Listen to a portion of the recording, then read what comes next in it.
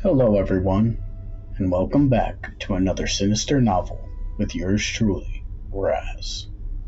Before I begin, I want to thank everyone for following along this far and invite you all to comment, like, subscribe, and whatever else it is that you do or a channel that you like.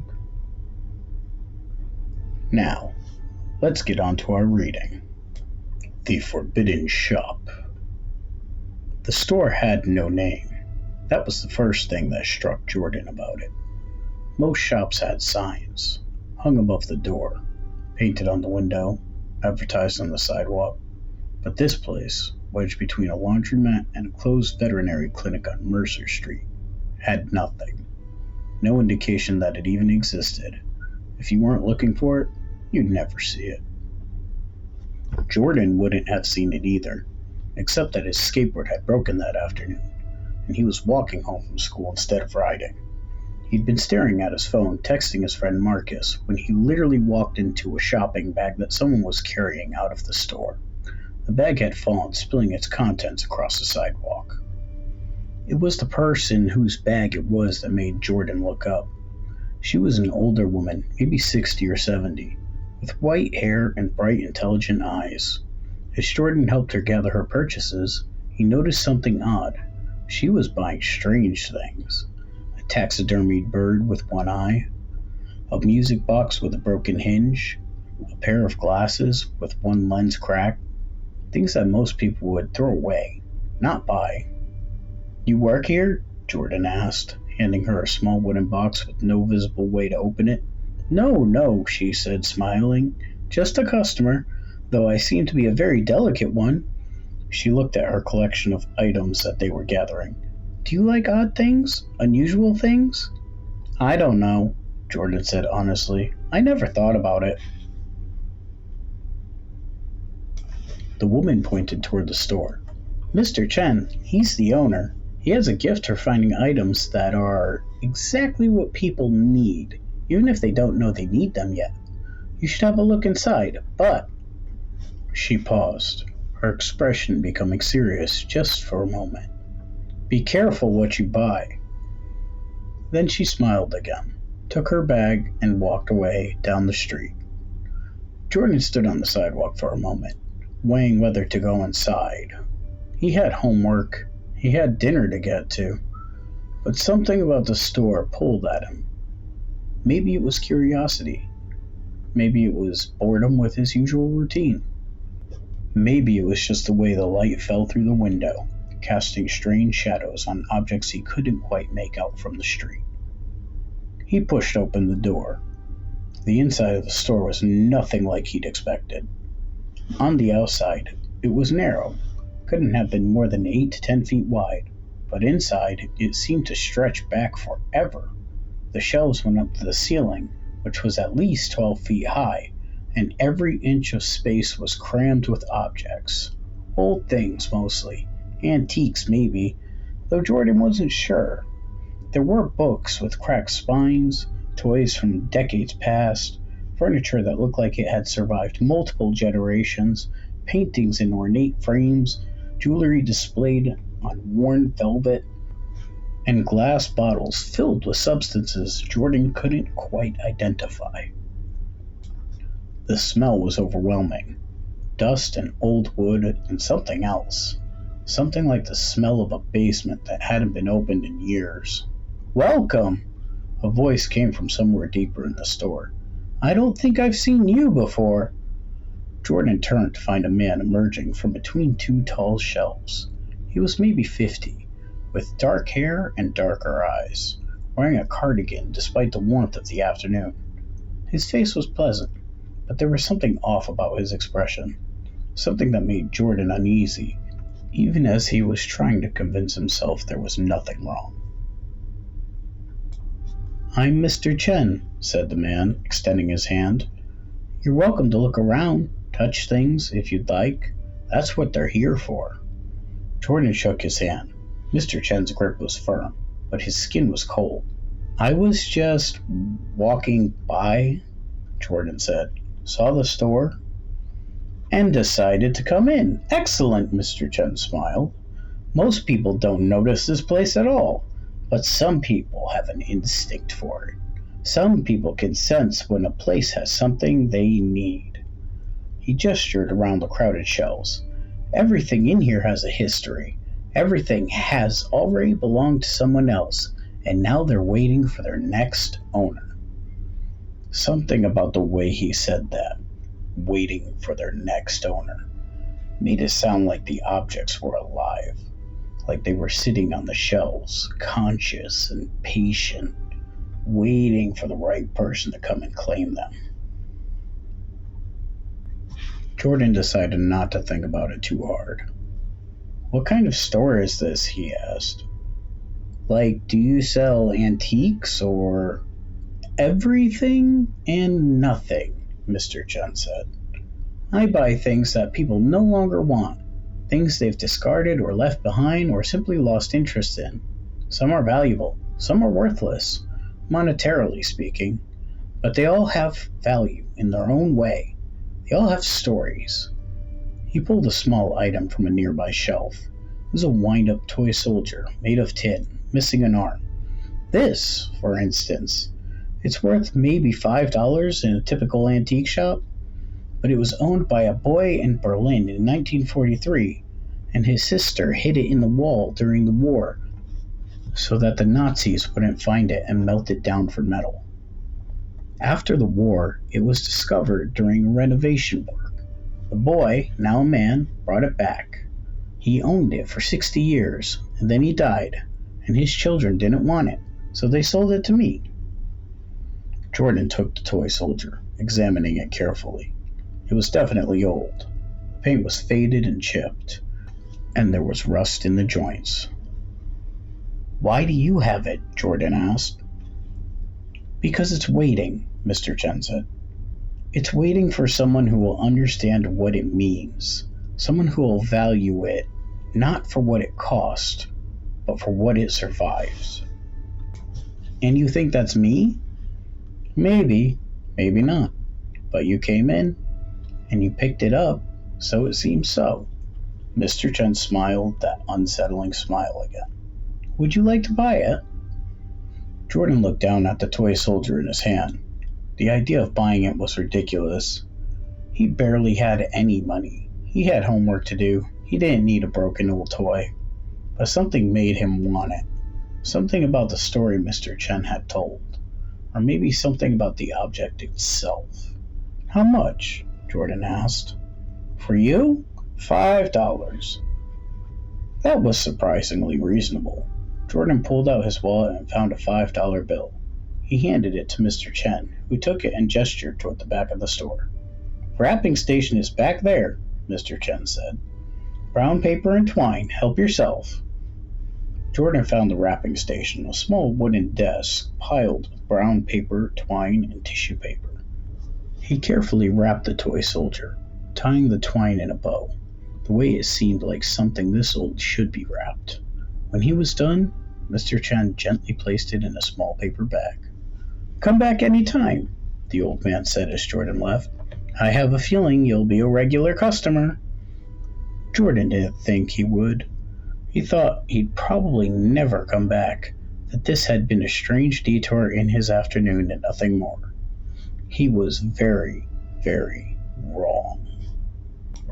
The toy soldier sat on Jordan's nightstand for 3 days before anything unusual happened.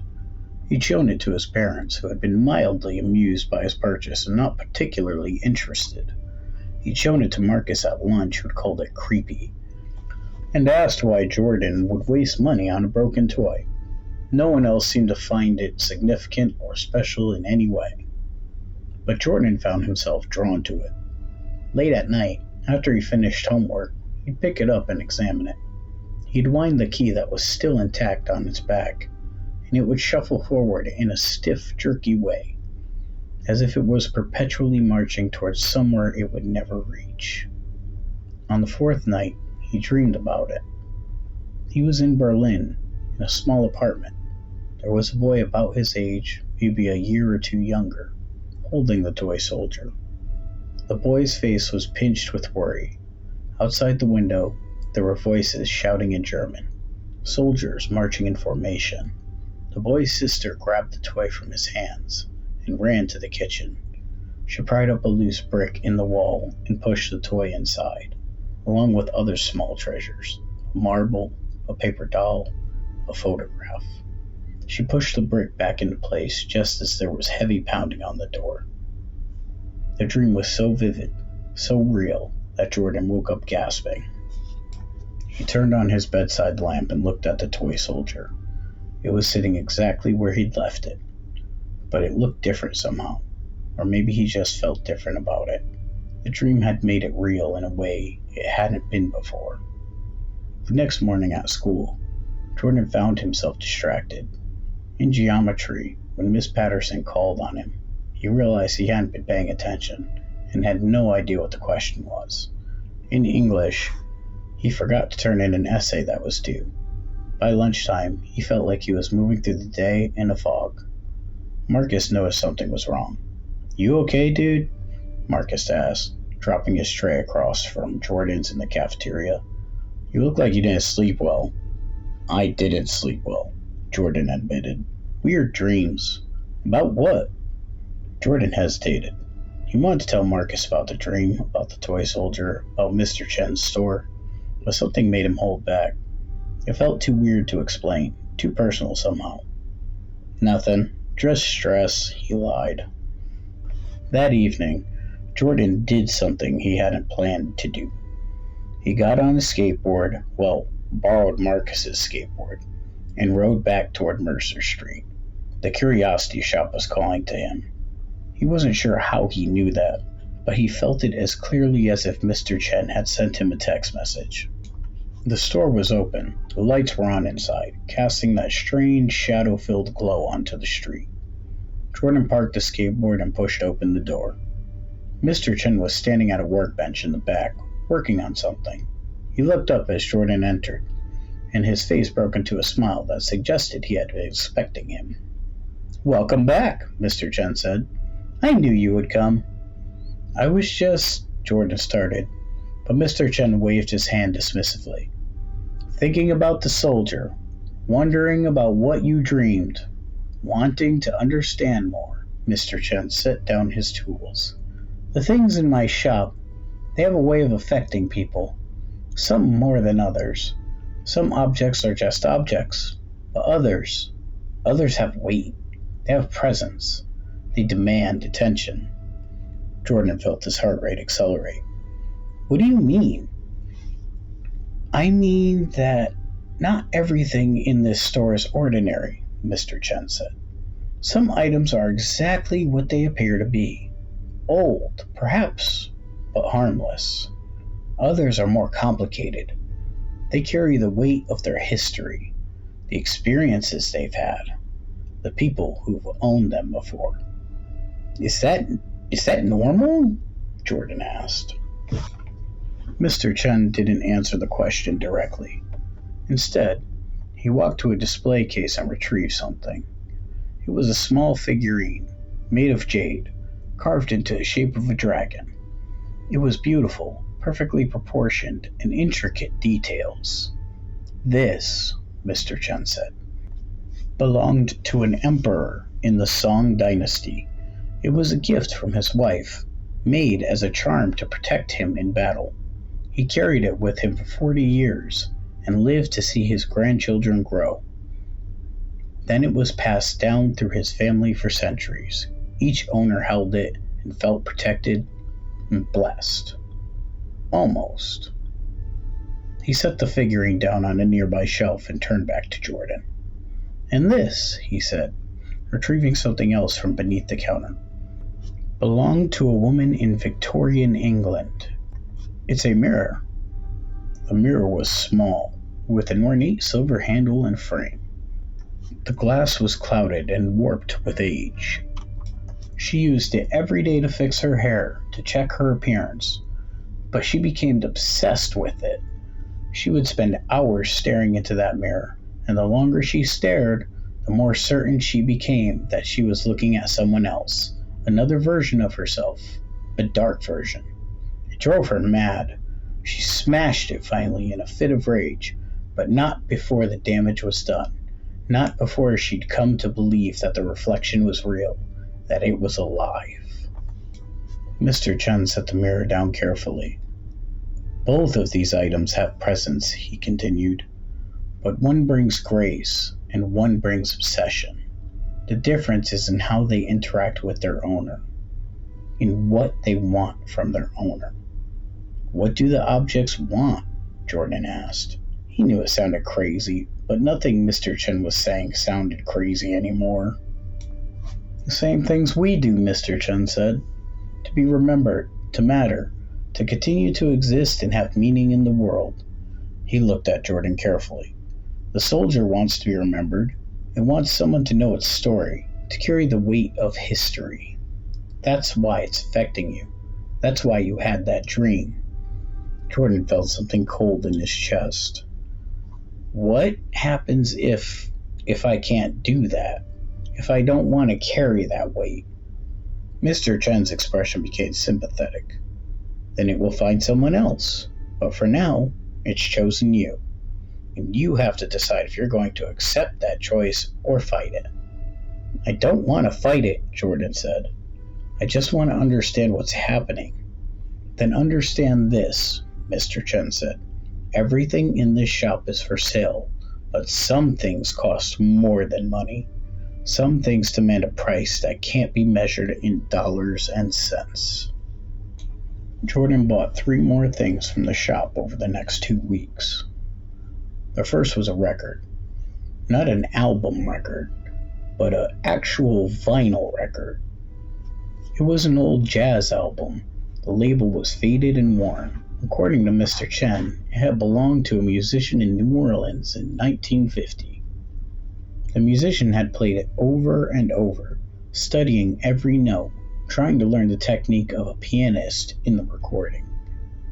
Eventually, he became such a skilled musician that he surpassed even the master he had been studying. But he never became famous. He never became rich. He performed in small clubs and restaurants and eventually died in obscurity. His family had donated all of his things to a thrift store, and Mr. Chen had found the record there. Jordan paid $8 for it. He had no record player, so he couldn't listen to it, but he kept it anyway, carefully placing it on his dresser next to the toy soldier. The second thing was a book. It was a journal, leather-bound, filled with handwriting from the late 1800s. The entries were in French, which Jordan couldn't read, but Mr. Chen told him that it was the diary of a woman who had been in love with someone she never could have, a married man. A journal documenting years of longing, hope, and eventual despair. Mr. Chen said that reading from the journal, even without understanding the words, could make you feel the emotion trapped in the pages. Jordan paid $6 for it. He didn't open it, but he kept it on his nightstand, and sometimes he would put his hand on the leather cover and feel something, not physical, but emotional. A sense of sadness that had seeped into the binding of the book itself. The third thing was a mirror. Not the same mirror Mr. Chen had told him about, a different one. This one was small and round, with a wooden frame, and it was beautiful and in an understated way. Mr. Chen had said it belonged to a woman who had used it to see herself clearly. Not her physical appearance, but her true self. Every time she looked into it, she understood something more about who she really was. She'd become wise because of that mirror, and when she died, at an old age surrounded by family and friends, the mirror had been passed into the hands of those who didn't understand its value. Jordan paid $10 for this one. When he brought it home, he looked into it only for a moment before putting it into the drawer. In that moment, he'd seen something in his reflection that had scared him.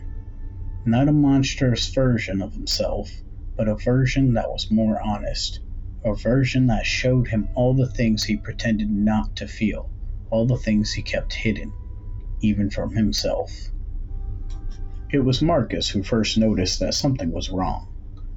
They were hanging out in Jordan's room. to work on a history project, but mostly just for hanging out and talking, when Marcus noticed the items on Jordan's dresser and shelves. "What's all this?" he asked, picking up the toy soldier. "You turning into a collector now?" "Just some stuff I picked up," Jordan said. He didn't want to tell Marcus about the shop. It felt too personal, hard to explain. "From where? Like, this is seriously old." Marcus examined the soldier. "My mom collects vintage stuff. She has catalogs and apps and stuff. This looks valuable." "Maybe," Jordan said, taking the soldier back. "It's just something I liked." Marcus set the soldier down and reached for the mirror, but Jordan felt a flash of panic and grabbed his wrist. "Don't," he said, more forcefully than he intended. Marcus pulled his hand back, surprised. Okay, chill." But the damage was done. Marcus knew that something was different about Jordan. Something was off. "What's going on with you?" Marcus asked. "For like the past week, you've been weird. You're not paying attention in class, you're not texting, you keep disappearing after school, and now you're getting all protective over your stuff." Marcus paused. "Are you doing something? Like drugs or something?" "No," Jordan said, genuinely shocked. "Of course not. I'm just interested in old things. That's all." But it wasn't just that. They both knew it. The dreams were getting worse. Every night, Jordan dreamed about the previous owners of the things he'd bought. He dreamed about the toy soldiers marching towards Berlin as the bombs fell around him. He dreamed about the jazz musician playing in smoky clubs so close to greatness but never quite reaching it. He dreamed about the Frenchwoman staring out at the rain-soaked streets, waiting for a man who would never come to her. And when he looked into the mirror that he had bought, the one that was supposed to show you your true self, he saw things that he didn't like. He saw the times he'd lied to his parents about where he was. He saw the jealousy he felt towards his friend, Alicia, because she was a better student than him. He saw the darkness underneath his normal, pleasant exterior. He was starting to understand what Mr. Chen meant by saying, "These objects demand a price." That night, after the mirror dream, a dream where he looked into the mirror and couldn't look away, staring at his own reflection until it felt like his eyes were going to bleed, Jordan decided that he had to go back to the shop. It was almost midnight. His parents were asleep. He knew he should stay home, should go to bed and sleep like a normal person. But something was pulling at him. Something was insisting that he needed to talk to Mr. Chen, that he needed to understand what was happening to him. He crept downstairs and out of the house. The streets were empty and dark. The only light came from an occasional street lamp in the moon, which was waning, but still bright enough to see by. It took him 20 minutes to walk down to Mercer Street. The curiosity shop was open. The lights were on inside, even though it was nearly midnight. As Jordan approached the door, he could see Mr. Chen inside, doing something with a new object, cleaning it or cataloging it or something. He looked up as Jordan opened the door, and he smiled like he had been expecting him. "I can't sleep," Jordan said. "I keep dreaming about them, about the people who own the things I bought. When I look in the mirror, I see things that scare me." Mr. Chen set down what he was working on, and gestured for Jordan to come deeper into the shop. They walked past crowded shelves to the back room where Jordan hadn't seen before. It was smaller than the main store, and it was arranged more carefully, with only a few items per shelf. They were displayed like they were in a museum, positioned carefully, with printed cards beside them explaining their origins. "You're experiencing bleed-through," Mr. Chen said. "That's what I call it. The weight of history and the emotion in an object is so heavy that it soaks into you. It becomes part of your consciousness. You can't help but dream about the previous owners. You can't help but feel what they felt." "How do I make it stop?" Jordan asked. Mr. Chen was quiet for a moment. "You have two choices," he finally said. "You can return the objects to me, I'll give you your money back. They'll stay here, waiting for another owner, and the connection will break. You'll be free. And the other choice? You can embrace it, Mr. Chen said. You can stop fighting it. You can accept that you are now carrying the weight of these objects' histories. You can become a guardian of their stories, and in exchange, they will grant you something. What will they grant me? Mr. Chen smiled. That depends on the object. The soldier will teach you about resilience, about continuing to exist even when the world is falling apart. The jazz record will teach you about beauty and passion and the pursuit of excellence. The journal will teach you about love, and the mirror will show you your true self, not the pretty version, but the real version. And once you know the real version, you can decide who you want to be. Jordan's chest felt tight. That sounds like a lot. It is, Mr. Chen said. That's why some people return their purchases. Some people aren't ready for that kind of truth. But the ones who aren't afraid, the ones who can accept the weight, they become interesting people. They become the kind of people who really matter.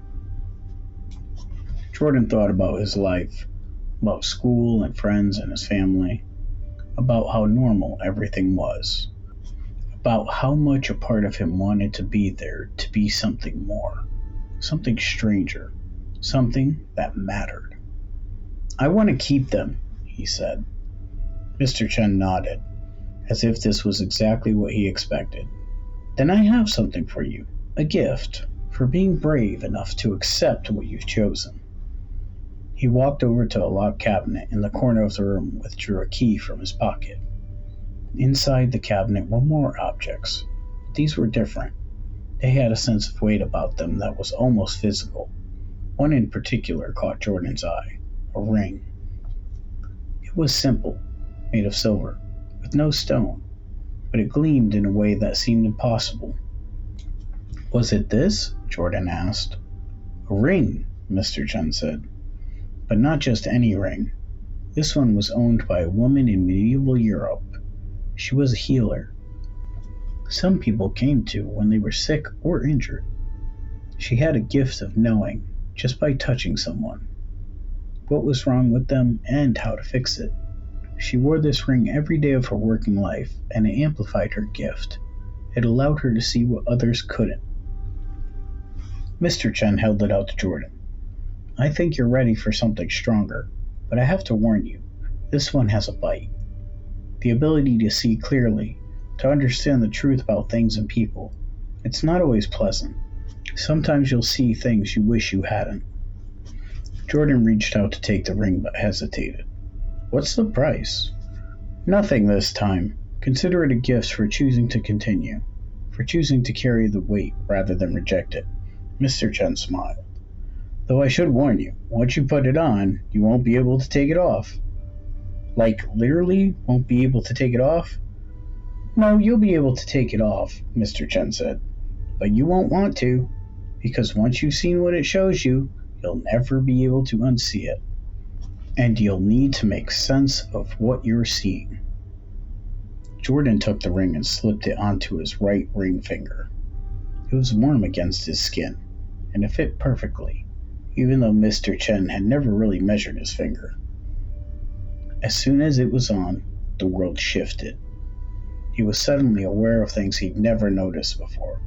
When he looked at Mr. Chen, he could see not visually, but somehow he just knew that the man had lived much longer than he had appeared to have lived, that his appearance was a mask, carefully maintained, that underneath he was something ancient, something that had been collecting stories and objects for a very, very long time. Welcome, Mr. Chen said, reading the understanding in Jordan's face. Welcome to the world as it really is. Jordan should have been terrified.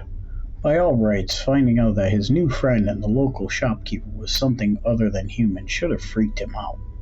He should have run home, thrown the ring in the trash, and tried to forget any of this ever happened. But he didn't.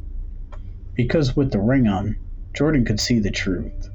And the truth was that Mr. Chen wasn't evil.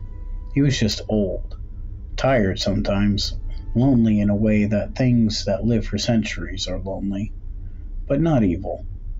How long have you lived? Jordan asked, still standing in the back room of the shop.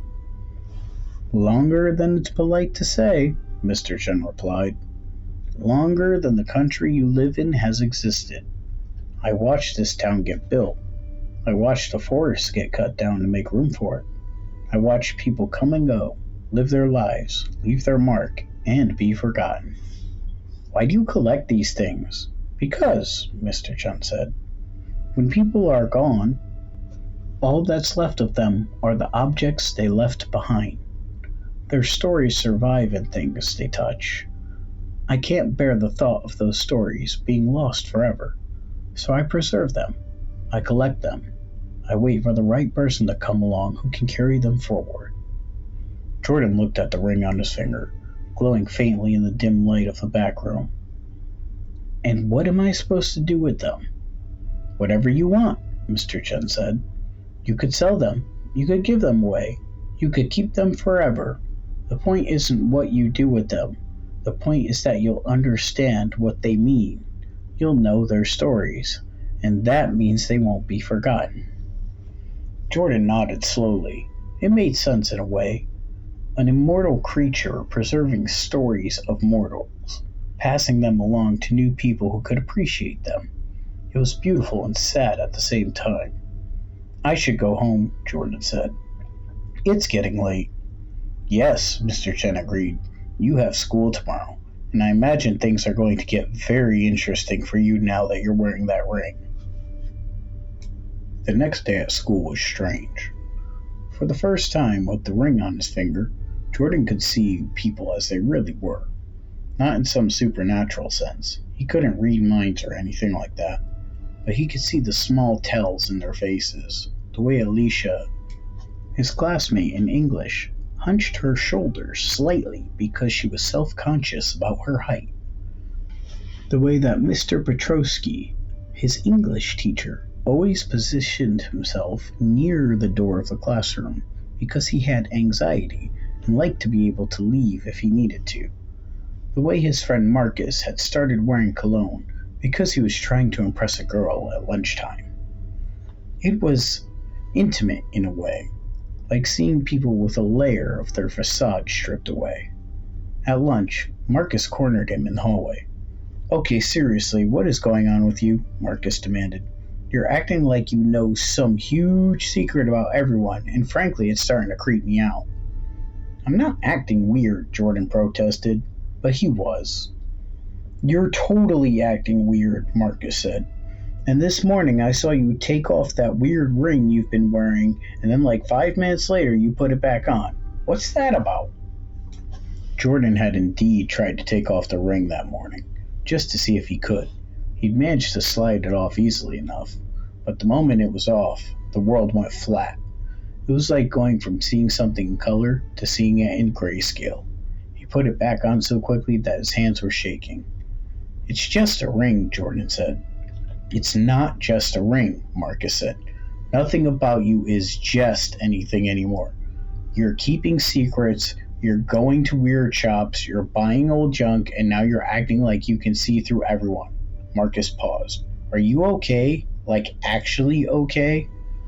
Jordan wanted to tell him. He wanted to explain about the curiosity shop and Mr. Chen and the objects that carried the weight of history. He wanted to explain about the ring and the way the world looked now with it on, but he knew Marcus wouldn't understand. Marcus saw the world as normal and simple, and Jordan had moved beyond that. He was living in a layer of reality that Marcus couldn't even perceive. I'm fine, Jordan said. I'm exploring some new interests, that's all.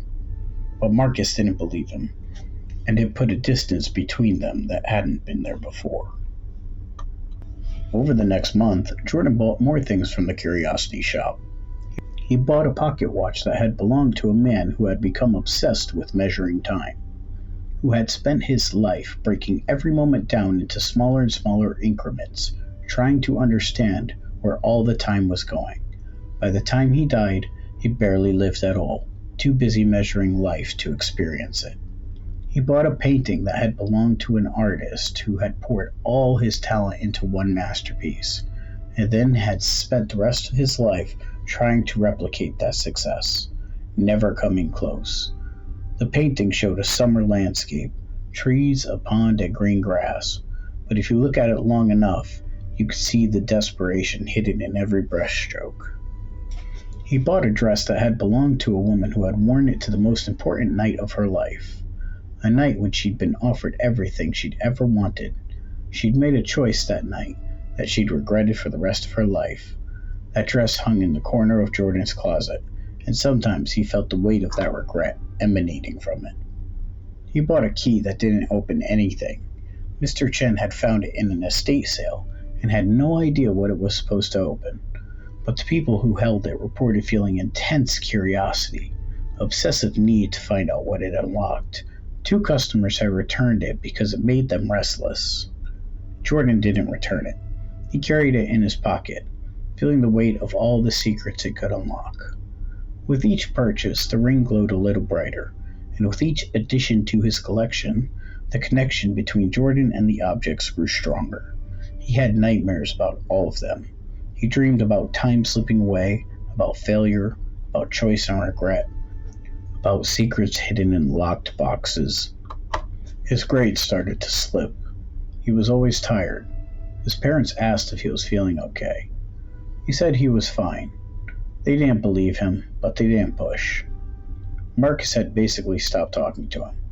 At lunch, Jordan usually sat alone now, a ring on his finger, seeing the truth about everyone around him while being completely isolated from them. It should have been miserable, and in many ways it was, but there was something addictive about it, something about seeing the world as it really was, about understanding people and objects and the weight of history. It made him feel special. It made him feel like he mattered. One evening in November, Jordan was in the back room of the curiosity shop, looking through Mr. Chen's catalog of items. Mr. Chen had showed him the catalog after Jordan had been shopping there for 2 months. It was a leather-bound book with hundreds of entries, each describing an object, its origin, and its owner. Some of the entries went back centuries, some were only a few years old. As Jordan read through them, he began to notice a pattern. Certain objects had annotations next to them, small notes written in Mr. Chen's precise handwriting. Notes like, "Do not sell," or "restricted," or "dangerous for collectors only." "What does dangerous mean?" Jordan asked, pointing to an entry for an object described as a mirror from the court of Mary Antoinette. Mr. Chen looked at the entry and his expression became serious. "It's exactly what it means," he replied. "That particular mirror was used by Marie Antoinette to see herself as others saw her, but over time, the mirror began to show her not as she was, but as she was feared to be. As the people around her perceived her, a corrupt woman, a frivolous waste of resources, a traitor of France. Eventually, she believed what the mirror showed her, and she acted accordingly, confirming everyone's worst opinions. She became the villain the mirror showed her to be." "So the mirror made her evil?" "No," Mr. Chen said, "but it reflected the darkness that existed in the world around her, and it made her believe that the darkness was the truth about herself. There's a difference." Jordan turned pages slowly, looking at more entries. There were other objects with the word "dangerous" annotation. A painting that drove everyone who owned it toward madness, a violin that made you hear the music of the dead, a clock that showed you the exact moment of your death. "Why do you keep these?" Jordan asked. "Why not destroy them?" "Because destruction is just another form of loss," Mr. Chen said. "And some stories are too important to let go of, even if they're dark ones, even if they're dangerous." Jordan continued reading, but then something caught his eye. An entry in the catalog that was marked not with dangerous, but with something else, a single word written in red ink: "Forbidden." The entry was for an object described as the watching glass. According to the description, the glass was an ancient artifact, older than Mr. Chen himself. Its origin was unknown, but every person who had owned it reported the same phenomenon. They began to feel watched. Not paranoid exactly, just aware of a presence, an observer, someone or something that was always looking at them. One owner had gouged out their own eyes because they couldn't stand the feeling of being seen anymore. Another had locked himself in the basement for 7 years. A third had walked into traffic in the middle of the night, unable to bear the sensation anymore. The watching glass, according to the entry, was locked in the safe in the back room of the shop, and Mr. Chen had made a promise to himself that he would never sell it, never let it out into the world again. It was too dangerous, too terrible. Jordan looked up from the catalog. "Why are you showing me this?" he asked. "Because you asked," Mr. Chen said simply, "and because I think you should know what we're dealing with here. Not everything I collect is benign. Not everything can be safely handled by just anyone." "What happens if someone does accidentally get it?" "Then I try to find them and buy it back," Mr. Chen said. "Sometimes I succeed, sometimes I don't." Jordan felt the chill run down his spine. "Has anyone been hurt because of something you sold?" Mr. Chen was quiet for a long moment. "Yes," he finally admitted. "There have been accidents, people who weren't ready for what they'd purchased, people who couldn't handle the weight. A few have hurt themselves. One family was torn apart by the obsession an object created." He paused. "That's why I'm careful about who I sell to now. That's why I watch my customers. I'm trying to make sure that people who leave with my items are strong enough to carry them." "What about me?" Jordan asked. "Do you think I'm strong enough?" Mr. Chen looked at him with those ancient, tired eyes. "I don't know yet," he said honestly. "You're doing well so far. The ring hasn't overpowered you. You haven't lost yourself in the objects you're collecting, but you're getting close. I could see you pulling away from your friends. I could see you becoming isolated. That's when things get dangerous. When you're alone with too much knowledge and too much weight, you'll start to break." Jordan left the shop that night troubled. He had been seeing the world through the ring for 2 months, and it had felt like enlightenment, like he was finally understanding how things really worked. But now he was wondering if it was something else, if it was corruption, if he was slowly being poisoned by the weight of all of these histories and all of these objects. When he got home, his mother was waiting for him in the kitchen. "We need to talk," she said, and Jordan's heart sank. Parents never said that phrase unless something was seriously wrong. "About what?" Jordan asked, though he had a pretty good idea. "About you," his mother said. "About what's happening with you. For the past 2 months, you're not sleeping, you're not eating, your grades have dropped, your teachers are all reporting that you're distant and distracted, you're sneaking out of the house. Do you think we don't notice?" Jordan wanted to lie, but with the ring on, he could see the genuine worry in his mother's face. He could see how much she loved him and how scared she was that she was losing him. "I've been exploring some interest," he said, trying to word it in a way that wouldn't sound completely insane. "New things, things that matter to me." "Like what?" his father asked. He was in the living room but had come in to listen. "Like history, like understanding objects and what they mean. I found this really cool shop and the owner is teaching me about—" "Jordan," his mother interrupted, "listen to me. I don't know what you've gotten involved in, but you need to stop. You're scaring us. You are hurting yourself. And whatever this shop is, whatever this person is teaching you, you need to stay away from it." "You don't understand," Jordan said. "It's not like that. It's good. I'm learning things. I'm becoming someone." "You're becoming someone we don't recognize," his father said more gently. "And that's what worries us." They grounded him. No going out except for school. No shopping, no visits to Mercer Street. His mother even asked to see what he had been buying, and he had to show her the objects. She picked up the ring, and he felt a moment of absolute panic. But she just examined it and placed it back down. It's pretty, she said, but it's making you sick. That night, in his room, Jordan sat on his bed and stared at the ring. He tried to take it off. His fingers fumbled with it, but it wouldn't come. Not because it was physically stuck, but because he couldn't make himself remove it. Every time he tried, he felt a resistance inside of himself. A voice that said, "Not yet. You're not done. You need this." He realized with a horrible clarity that the ring itself was providing that he'd crossed a threshold he couldn't come back from. He'd let the weight of these objects and these stories sink into him too deeply.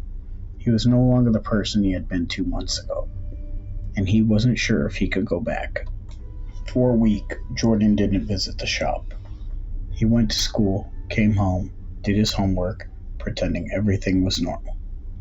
But he was thinking about Mr. Chen the entire time, wondering what he was doing, wondering if he was disappointed that Jordan wasn't coming back, wondering if Mr. Chen had already moved on to his next customer, to his next person to enlighten. And the ring was growing heavier. Not physically heavier, but heavier in the way that thoughts can become heavy. Every time he looked at his parents, he saw their flaws with crystal clarity. Every time he looked at Marcus at school, he saw the shallowness of how his friend lived, never questioning, never seeking anything deeper. Every time he looked at anyone, really, he saw what they were missing, what they weren't brave enough to seek. The ring was making him arrogant.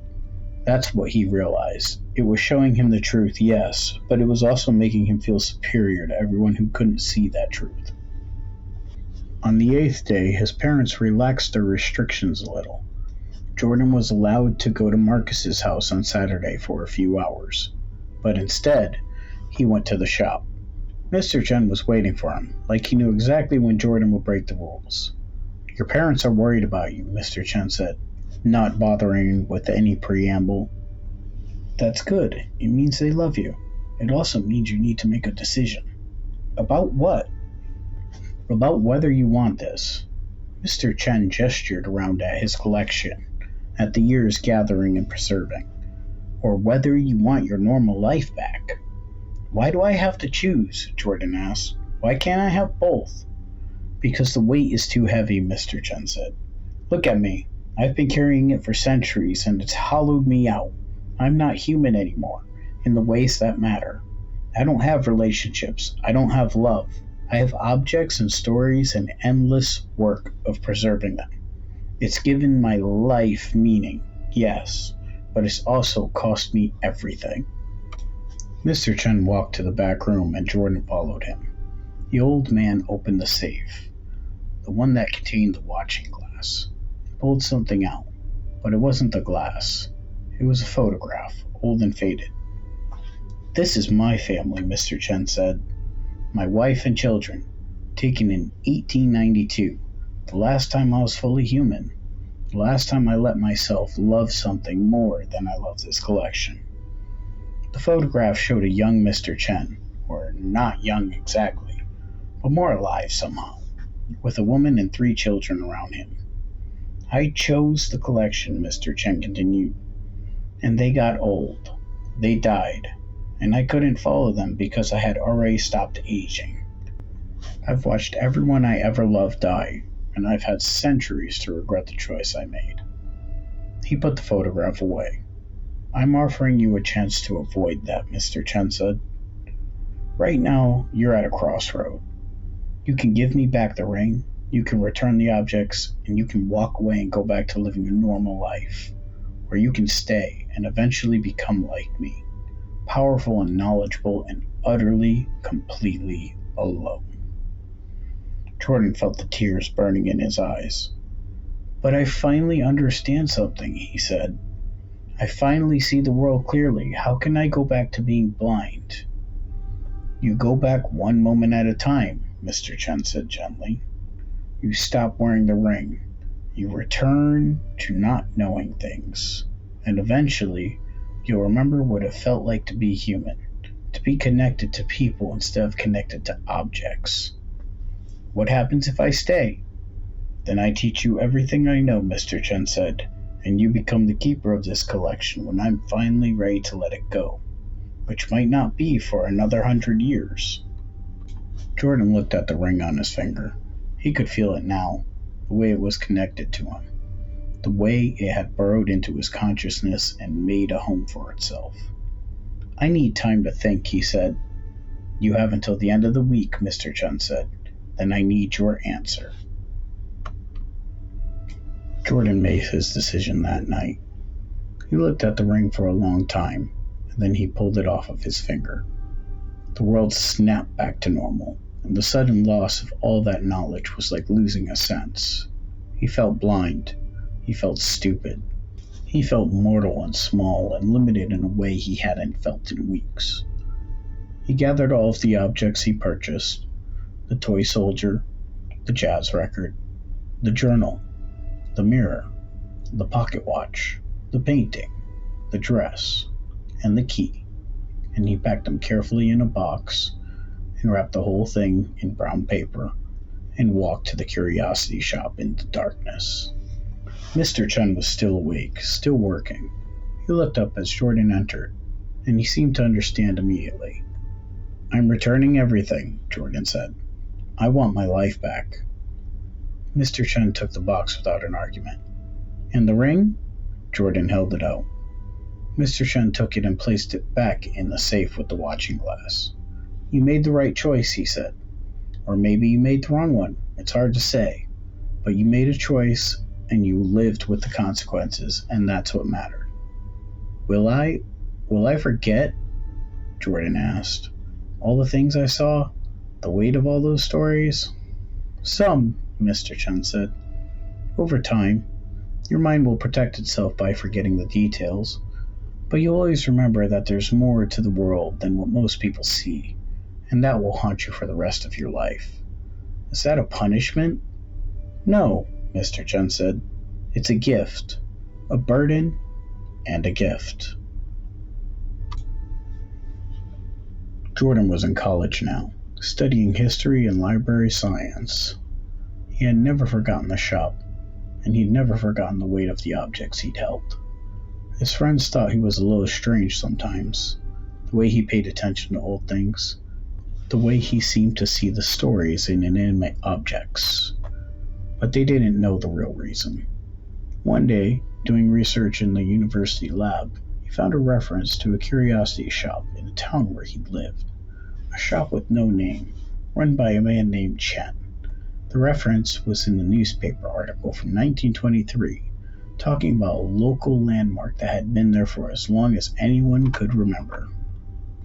He did more research and found more references going back to the 1800s, always the same shop, always run by someone named Chen who looked the same age in every photograph.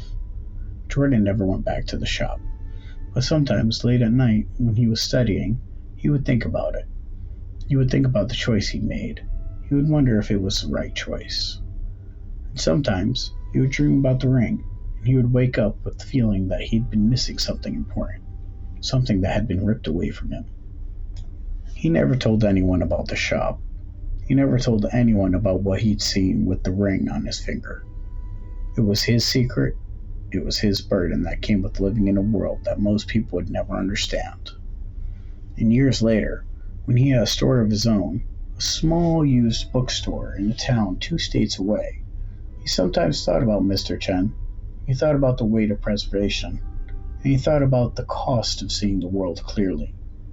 And when a customer would come in looking for something specific, something they couldn't quite name but felt drawn to, Jordan would sometimes have a moment where he almost felt like he was wearing the ring again.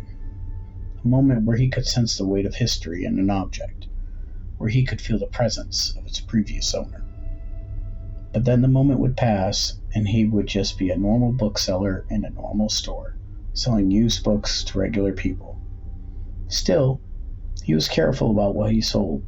He paid attention to who was buying it, and if he ever sensed that someone was buying something they weren't ready for, or something that carried too much weight, he would gently suggest that they might want to look somewhere else. Because he'd learned in that shop on Mercer Street that not everything is for sale, and that not everyone should have access to certain truths. Some knowledge, some weight, Some stories are too heavy for mortal beings to carry, and the luckiest ones are those who learn that lesson before they're destroyed by it.